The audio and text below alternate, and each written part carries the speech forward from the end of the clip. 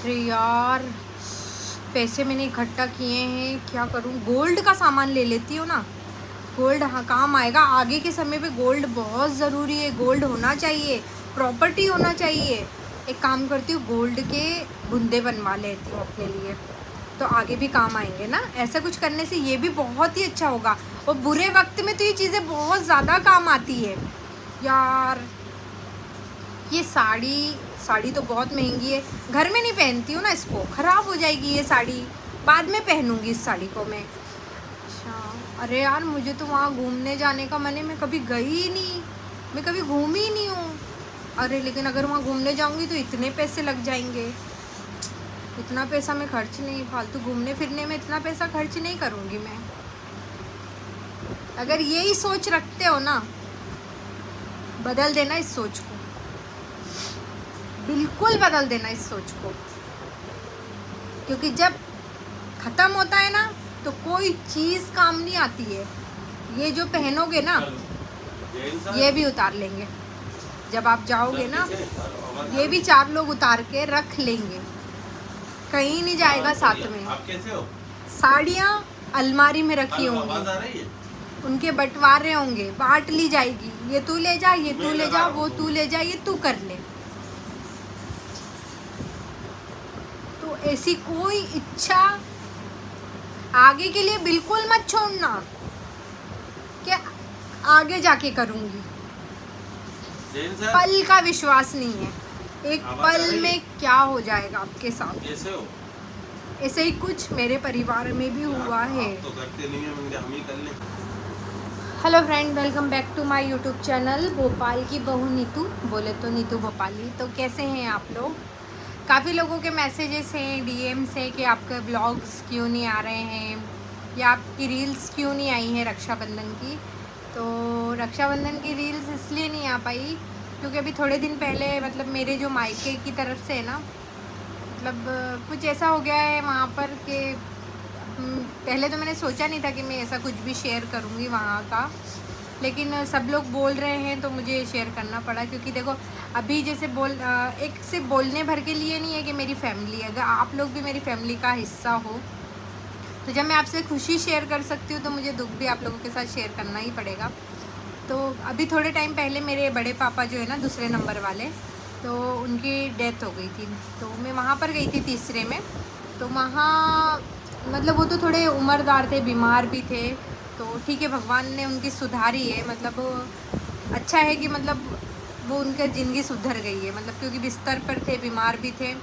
लेकिन फिर वहाँ पर मैं गई तो वहाँ पर मेरी भाभी, मतलब जो मेरे बड़े पापा है ना, जो सबसे बड़े वाले बड़े पापा है मेरे पापा तीसरे नंबर पे आते हैं। मतलब 5 भाई हैं ये लोग, तो जो तीसरे नंबर वाले हैं वो मेरे पापा है। जो सबसे बड़े बाऊजी है ना, हम लोग बाऊजी बोलते हैं उनको, तो उनकी जो छोटी मतलब दूसरे नंबर वाली बहू है वो वहीं पर गांव पर ही हाटपिपलिया में रहती है। तो बहू नहीं बोलूँगी मैं उनको, उनके लिए सिर्फ एक ही शब्द बोलूँगी मैं कि वो एक ऐसा धागा थी जो मतलब पूरे परिवार को बांध के रखने वाली। तो मतलब मैं वहाँ पर मिली, ऐसा कुछ पता ही नहीं था कि भाभी के साथ कुछ ऐसा हो सकता है। अच्छी थी, अच्छी बात कर रही थी, रोक भी रही थी कि दीदी रुको, फिर मतलब राखी आने वाली है तो आप यहीं रुक जाओ। फिर मैंने बोला भाभी मैं आऊँगी, क्योंकि फिर 12वें का कार्यक्रम होता है तो मैं उसमें आऊँगी, ऐसा मैंने उनसे बोला। मैं आई और सिर्फ एक दिन मतलब रक्षाबंधन के 2 दिन पहले ही गई थी मैं वहाँ पर, तीसरे का जो था वहाँ पर उसको अटेंड करके मैं आई। तो एक ही दिन का बीच में आया था, और फिर नाइट में मतलब मेरे पास फ़ोन आता है 1:30 बजे करीब। तो वहाँ पर मतलब मेरी दीदी हैं तो उनकी बेटी का कॉल आता है, बोले मौसी, बोले सीमा मामी शांत हो गई। बोला कौन? तो बोले सीमा मामी। बोले कौन सीमा मामी? तो बोलती पुन्नू की मम्मी शांत हो गई। मैंने क्या बात करी, पागल हो रही? मैं अभी तो मैं उनसे मिल के आई थी, अच्छी तो थी।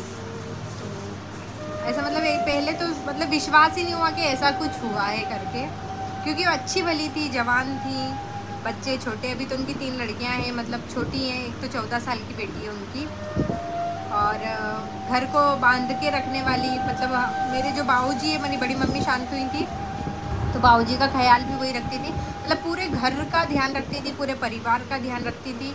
और एक एक इंसान के साथ मतलब ऐसा नहीं था कि आपको अलग ट्रीट कर रही हैं, दूसरे को ट्रीट, इतनी अच्छी थी उनके लिए कि मैं बता ही नहीं सकती आपको। इतनी तकलीफ़ हो रही है, मतलब आज भी विश्वास नहीं हो रहा कि उनके साथ कुछ ऐसा हुआ है भाभी के साथ में। लेकिन मजबूरी थी, पता नहीं, वो उनको शुगर थी ना, तो शुगर के कारण वो साइलेंस अटैक कौन सा आता है ना, वो उनको आया था। अच्छी भली बात करती हुई, और आज ऐसा माहौल था, मतलब रक्षाबंधन के दिन ही हुआ उनके साथ, रात में ऐसा हुआ 12 साढ़े 12 बजे के करीब। तो क्या बताएं कैसे, मतलब कैसा था रक्षाबंधन, क्या रक्षाबंधन था, क्योंकि मुझसे भी बोली थी दीदी, बोले आप लोग आ जाओगे ना रक्षाबंधन पे, तो मैं अष्टमी पे जाऊंगी मेरे भाई को राखी बांधने के लिए। मतलब हाँ ठीक है भाभी, आप अष्टमी पे चले जाना, हम लोग आ जाएंगे रक्षाबंधन पे, मिल लेंगे करके। लेकिन ऐसा पता ही नहीं था कि वो शायद वो रक्षाबंधन उनका आखिरी हो। मैं उनसे मिली, उनसे बातें भी हुई, बहुत सारी बातें हुई, लेकिन ऐसा मालूम ही नहीं था ना कि पल में इंसान, एक आज के समय पे सच्चाई बताऊंगी, एक पल का भी विश्वास नहीं कि आपके साथ अगले मिनट में क्या होने वाला है, अगले सेकंड आपके साथ क्या हो जाएगा। तो ये सब देखने के बाद तो सिर्फ इतना ही बोलूँगी कि ज़िंदगी को जितना हो सके ना खुल के जियो, अपनी इच्छाएं पूरी करो, घूमो खाओ पहनो, अच्छे से अच्छा पहनो, सब कुछ अच्छे से अच्छा करो, क्योंकि पल में आपके साथ क्या हो जाएगा कुछ नहीं कह सकते। वही कुछ ऐसा हो रहा था घर परिवार में। काफ़ी लोग मैसेज कर रहे हैं आप नेहा दीदी के पास नहीं गई हो, या आपने वीडियो शूट क्यों नहीं की, ब्लॉग्स क्यों नहीं आ रहे हैं आपके।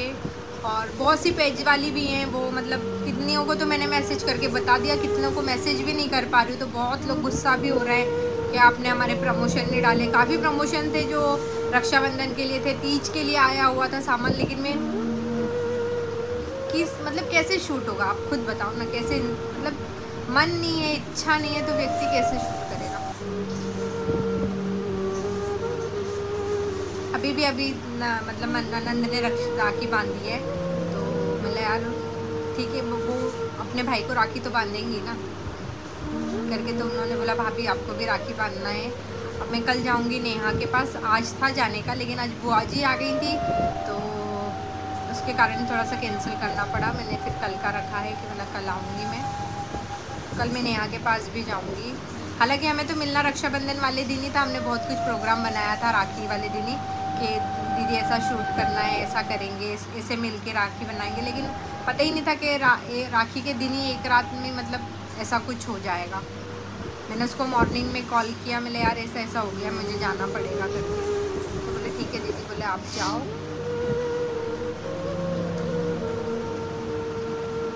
लेकिन बहुत ही जो भी हुआ ना, बहुत गलत हुआ। भगवान सब कुछ छीने, सब कुछ ले ले, पैसा ले ले, सब ले ले, लेकिन माँ कभी किसी की भी नहीं ले। आज वो बच्चियाँ बिलख रही हैं ना, तो वो चीज़ तो कोई नहीं दे सकता, एक सिर्फ दिलासा दिया जा सकता है उन बच्चियों को, लेकिन वो जो उनसे जो चीज़ भगवान ने ली है ना, किसी दुश्मन के साथ भी भगवान कभी ऐसा ना करे।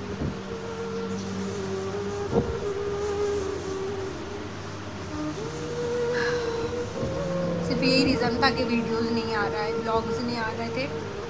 हालांकि जो वीडियोस अभी पोस्ट हो रही हैं वो सब पुरानी रखी हुई है, ड्राफ्ट की वीडियो है, क्योंकि काम लोगों का लिया है तो देना भी पड़ेगा उन लोगों को। और वो बहुत पुराने जो रखे हुए थे ना, उन प्रोडक्ट्स की वीडियोस को डाला है, इतना है,